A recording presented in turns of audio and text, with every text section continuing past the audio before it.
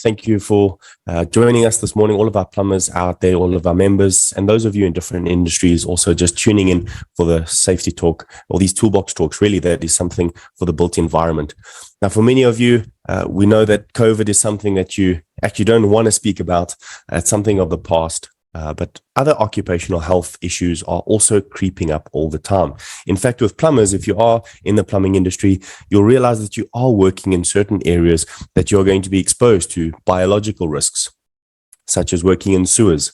And then just the day-to-day working within households or corporate environments where you're working with toilets, with refuse, or even with waste pipes, you're going to be exposed to different types of bacteria, funguses, or things that can cause an injury or an illness to yourself.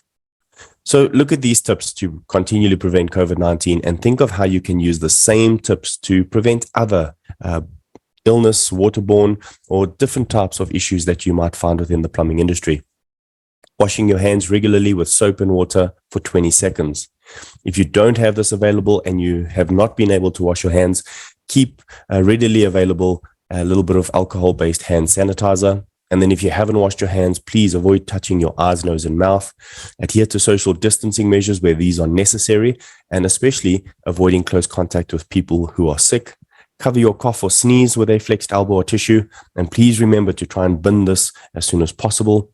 Clean and disinfect frequently touched objects and surfaces, and then do your part in accordance with your company's procedures to get yourself vaccinated.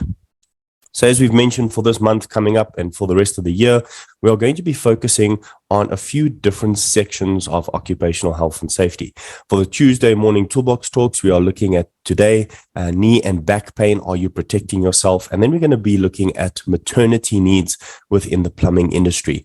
What are we talking about when we say maternity, and what should companies have in place for those who are getting pregnant or who have been pregnant or possibly even thinking of getting pregnant over the course of their employment within plumbing, and what you should know as a company, as a person wanting to get pregnant, and then also what we should be doing from a health and safety perspective. Because really, we want to look after you and your unborn child. And even after that, nursing mothers also need to be protected in order to ensure the best health for themselves and for their babies. So today's thought on looking at knee and back pain is: your good health is your greatest wealth. Now, it is no secret that plumbers are constantly bending, twisting, or putting themselves into very difficult positions when it comes to certain areas within plumbing. This is what one person said: the pain was excruciating. I couldn't put any weight on my affected leg, and no number of painkillers were helping. One day, the bursitis burst and left a massive gaping cavity in my knee. Do you feel the same? Do you feel the same as this person did as a plumber? You see, this was a plumber in the construction industry, and he said the pain was excruciating. He couldn't put any weight on his leg because of the amount of knee pain that he was experiencing. Now, it is a very common problem. It's known in outside of the plumbing industry. It's known as housemaid's knee. Within the plumbing industry, it's known as plumber's knee. It's caused by inflammation of a small fluid-filled sac, the bursa, which is inside of the kneecap.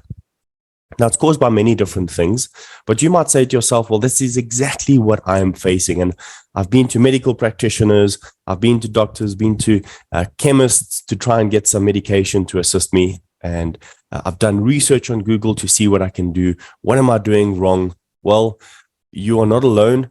Many other plumbers, in fact, many other tradespersons have also found themselves in the exact same position.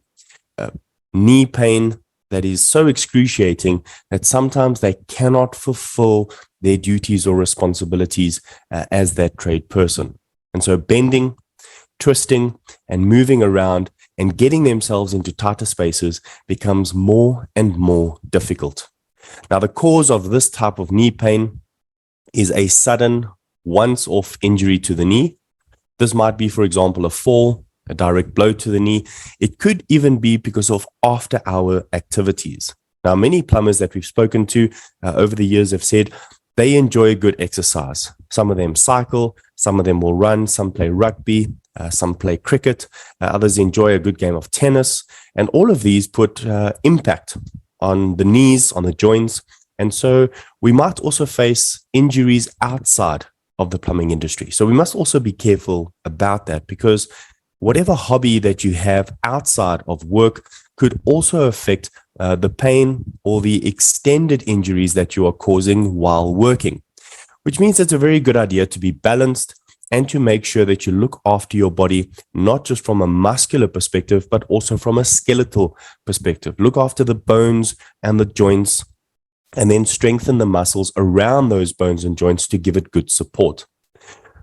This may be a good idea to take a step back and first look at the type of job you are doing, what type of movements you are doing within the tasks that you are performing, and then take a look at your extra activities after working hours, on the weekends, and what else you are doing to see if there's a need, perhaps, to slow down on one, or perhaps boost your immune system as well as your muscles and your skeleton by other means. Perhaps extra stretching exercises. Perhaps you need to take more supplements. Or maybe you need to go and see a doctor about a condition that you are facing in order to strengthen the bones. Whatever the situation is, it is a very good idea for us to actually look at what is necessary in order to prevent the causes from becoming worse. No one wants to be a plumber in an industry that cannot bend down. Or if they do bend down, it causes excruciating pain. For one, you're not going to love the job that you are doing anymore. And secondly, that immobility that causes you not to be able to be as active is going to start slowing down your production, the progress, and perhaps even the quality of work that you perform. Now, another cause could even be the recurrent minor injury to the knee. This usually happens after spending long periods of time kneeling down, putting pressure on the kneecap. Now, you don't have to tell me, and I don't have to tell you, plumbers spend most of their lives bending down on their knees because that's where the work takes them. So you are constantly, recurringly putting pressure, or specifically on the kneecap, by bending over or bending down on your knees. And this could cause minor injuries over time to become bigger injuries. This could eventually cause a rupture within the knee as well.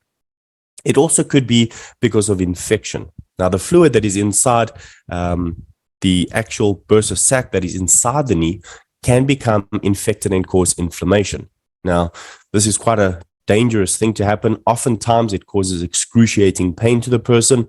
And normally, and I'm not saying this is what you've done, but most of the time, people just take painkillers and it stops it for a little bit of time. But that is only the symptom. They are not getting down to the root cause. And so eventually, those painkillers stop working because your body's become so used to them that they no longer work for the pain. And so if you start feeling pain, don't think that a painkiller is just going to rectify the situation. All you are doing is numbing your brain to saying, stop telling me about the problem. I need to continue working. In essence, that's like setting your alarm for 5 a.m. because you need to be on site at 6. And then all you're doing is constantly pressing the snooze button. And if you constantly press the snooze button, you're eventually going to be late. So if you're constantly taking pain medication for the symptoms and not going after the root cause of the pain, you're eventually going to be late. You're going to be late for assisting your knees, for looking after them, or causing permanent damage, things that you cannot replace later on. And could also be caused by other inflammatory diseases. So if you already have an inflammatory disease such as rheumatoid arthritis, you will then have an increased risk of developing this bursitis. Now, rheumatoid arthritis is a form of arthritis that causes inflammation, pain, and swelling of the joints. And often it's also within the knee area. Gout is also caused by a buildup of uric acid crystals. Now, generally, Uric acid is a chemical in the blood that is harmless and passed out with urine, but the constant buildup of this because of diets, because of exercise routines, or also because of the tasks we perform can continue to have that gout coming out. And this will then also cause knee pain, joint injuries, and then later on, perhaps permanent injury to our knees. So what do you need to do to prevent this from happening?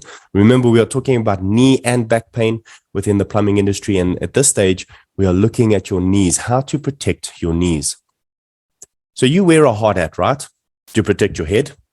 You wear steel toe caps to protect your feet. But why aren't we as plumbers talking about the safety of our knees? And why aren't we taking that seriously? Because it is a very big problem in the industry. Here's what one person said. Anyone who has faced a busted pipe or broken toilet will tell you that plumbers are heroes. Plumbers install and repair water supply lines, waste disposal systems, and related appliances and fixtures to keep homes and businesses flowing smoothly.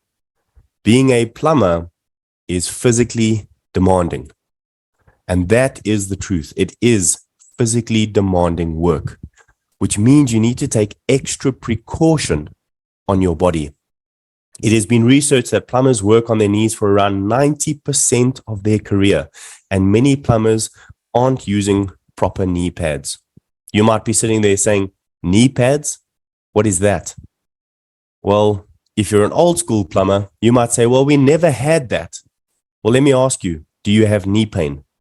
If the answer is yes, well then perhaps you need to start investing in proper knee pads. Several plumbers like to use knee pads that fit on the side of your pants. Now, there are pros and cons. The pros are that they are easy enough to put on and take off. The cons are that they are not suitable for prolonged kneeling because the actual pad that it's made up of, or the foam that it's made up of, is called memory foam. The more pressure you put on, the less remembrance it has, the less that memory foam will then start picking up. So if you buy cheaper models, it's going to last less. The more expensive ones will last a lot longer, but they only last for a couple of months, which means you need to look for a good, proper pair that perhaps is interchangeable with different types of pads. It is a good idea to start looking into this, especially if you've had any type of pain. Remember, we don't want it to become worse. If you've had pain now, a painkiller will only tell your body that you are not experiencing pain. Painkillers do not take away the cause of the problem. So let us take a look then at what we need to do to not only protect our knees, as we've seen, but also our back. Now, again, this is what another plumber said. I just hit my first year mark and I'm loving the trade and learning a ton. I'm 34 years old and I started up late and I've been keeping up with all the young guns so far. I think 34 is young in any case, but he's obviously talking about those a lot younger. But my back pain is just growing and I'm worried it's going to get to a serious point. Now, to me, 34 is still young. He started a little bit late in life in the plumbing industry, and he's already experiencing back pain. Now, this is obviously the lower back pain that he's experiencing, and this is also because, similar to any other positions that you might find, much like electricians, plumbers tend to be even more squished into tighter spaces. This will twist and turn and bend your back, causing stress and tension to be built up in your spine. And then spinal problems, lower back problems, like we see with the knees, becomes an ongoing problem. And taking pain medication is only alleviating your symptom. It's only telling your body that you don't feel the pain. The problem is still existing. So we might think to ourselves, well, what is causing this? Why are you as a plumber more prone to back injuries than almost any other any other company or industry out there? Because you are lifting heavy objects. There's unequal lifting because you bend, you twist, you reach when you carry these heavy objects because you've got to get them into tighter spaces, awkward areas. And oftentimes you are bending your body and contorting it in such a way in order to reach these areas. It could be the incorrect posture or stance, long hours of working in those things, in those environments, the repetitive task. I mean, as a plumber, you're doing almost the same thing over and over. You're in different environments, but you are working in the same postures, the repetitive tasks, and this will cause strains on your body. The heavy tools that you are maybe lifting, or perhaps even the tool belt that you are wearing, causes excess pain and stress on your lower back or on your hips. This is where a lot of injuries are happening. Now, again, we want to prevent this from happening. We are not going to tell you about the best pain medication on the market.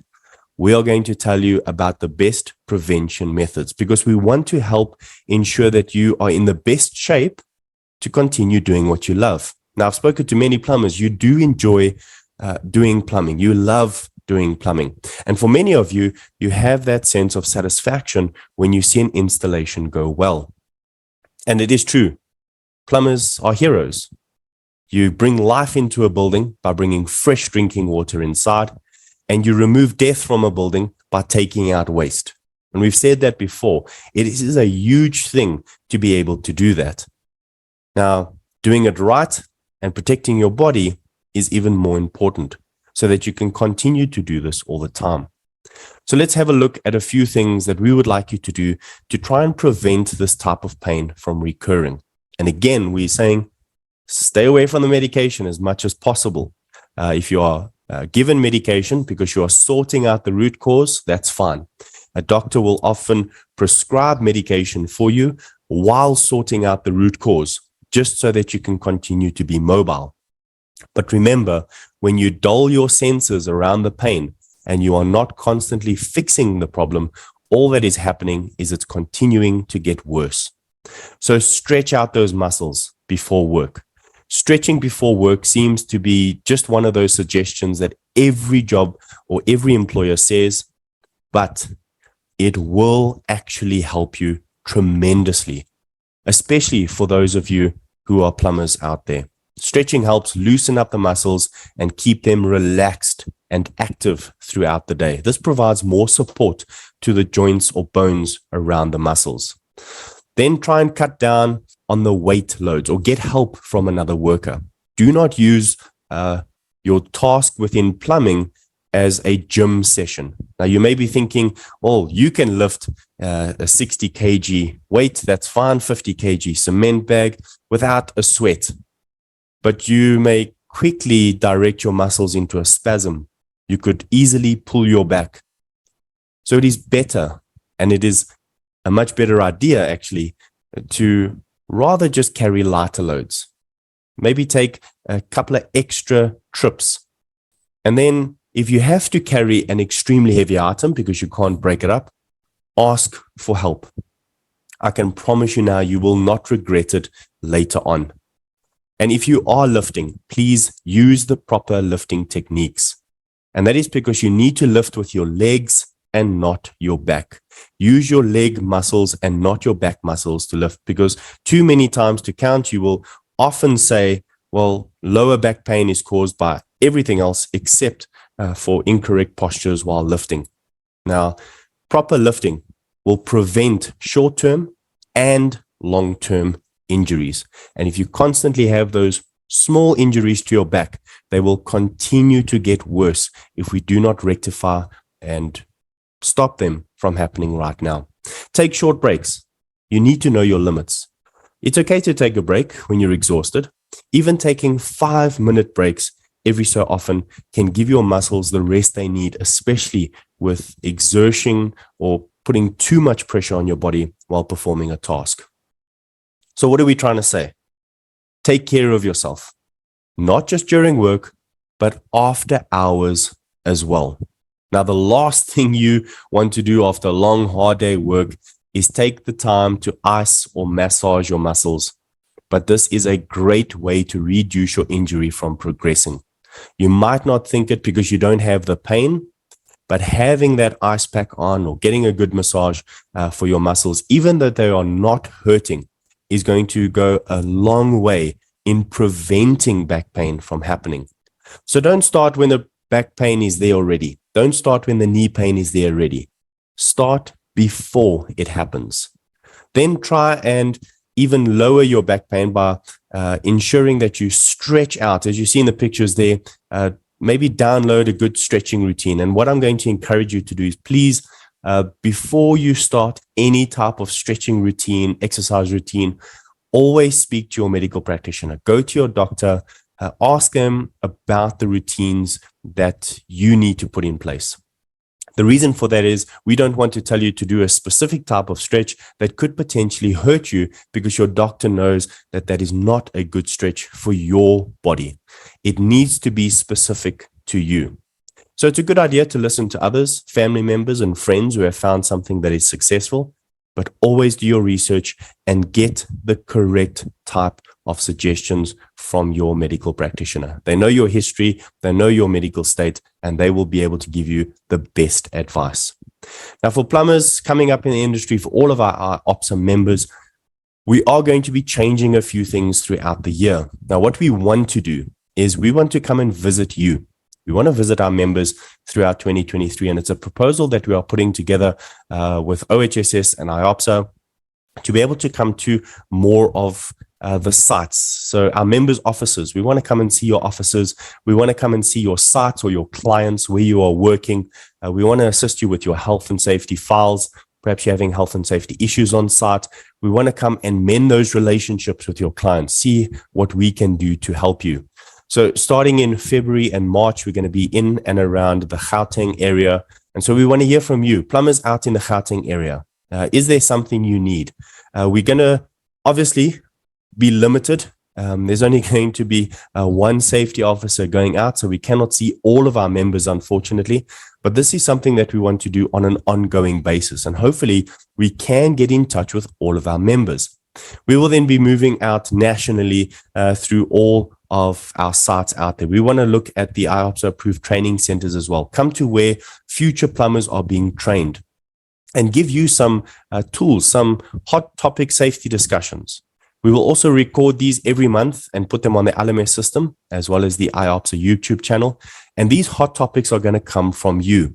So once we've visited you on site, once we've come to your clients or the site where you are working, or perhaps even speaking to you at one of the approved training centers, maybe even speaking to you at some of the plumbers' evenings nationally, we want to then discuss with you what is actually affecting you, what is happening in the industry from a safety perspective. And then we want to create these hot topics to be able to give you practical assistance for what to do. Now, we're not knocking the Toolbox Talks. We love the Toolbox Talks. It's a requirement in the industry to have weekly Toolbox Talks if you're in the construction industry. It's a good idea to have safety talks every month, but we want to make them specific to you, what you are facing. So look out for those emails coming through to you soon. We're going to be telling you what areas we are in throughout the next year, and we want to spend time with you. So we're going to ask you to please reach out to us. Tell us what you need. Tell us which area you're in. Now, if you're not in Gauteng area, and perhaps you're in the KZN, Free State, and Mpumalanga, Cape Town areas, tell us now where you are, what type of work you're doing, what types of sites you might want us to come and visit, and let us gather that information now so that we can plan for the year as well. So the National Plumbers Evenings, we're going to have discussions there as well, just a few minutes touching on a few things that we have seen within the industry, perhaps giving you some case studies to work on as well, what's happening out in other regions or other parts of the country that perhaps are affecting our plumbers out there and might be affecting you later on. And that way, we can then come together to help each other within the industry. Now, again, as we mentioned last week and even last year, we are working very closely with FEM to prevent incidents and accidents within the construction industry, within the built environment. Now, we are going to be sitting on a panel very soon. The panel that has been created is looking specifically at struck by incidents and accidents. And we're going to form a definition of what this is. But any incident or accident that occurs, we want you to anonymously tell us about this. We've got a little link that we can send out to you. You click on the link and you fill in the information about the incident or accident. Just tell us the facts. We're not going to ask for names, dates, locations. All we are asking for is what actually happened within the plumbing industry.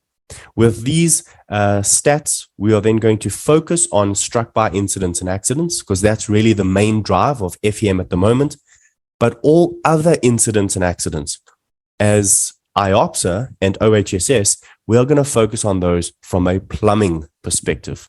And so we desperately need your assistance out there. And that is why the main drive of coming out to see you at your office, at your site, or your clients, or even at these training centers, we are going to be looking out for these needs of our plumbers, and where we can look at what is affecting you and then preventing this from happening in the future.